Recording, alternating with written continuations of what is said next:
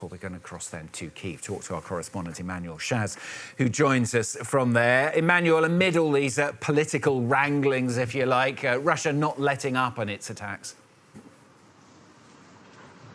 Absolutely. What it shows is that Russia continues to attack Ukraine daily and nightly as well. we've had several air raid alerts overnight and as well as this morning. In fact, I wasn't even sure I could come outside for this live. And you mentioned that this latest attack, it didn't seem to have caused significant damage. There's a reason for it. It is because Ukraine has a sufficient air defense system for now, but it's simply not sure it can continue on defending its skies, because for that it needs air defense equipment. And when Russia night after night is sending waves of drones, simply the question will be, will there be sufficient air defense in the long run for Ukraine to continue preventing more destruction, mass destruction, and with it that brings also injured people, dead people that we see often during such strikes.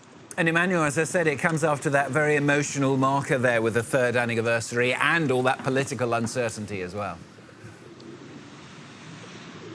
Absolutely. Yesterday was very special here in Ukraine. It marks the 3rd anniversary of the full-scale invasion. It's been 11 years of war for Ukrainians, but particularly the past 3 years have been absolutely exhausting for the entire population.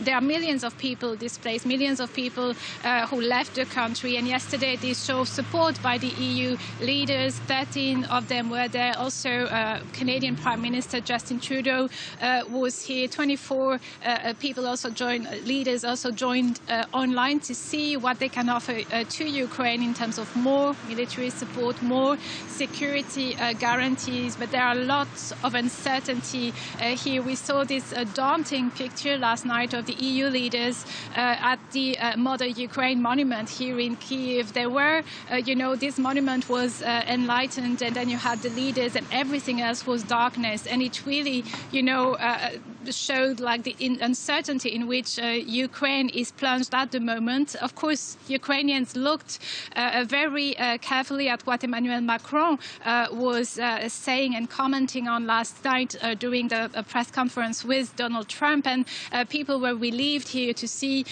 President Macron talking about Russia compensating Ukraine and its allies for the damage it causes here in Ukraine.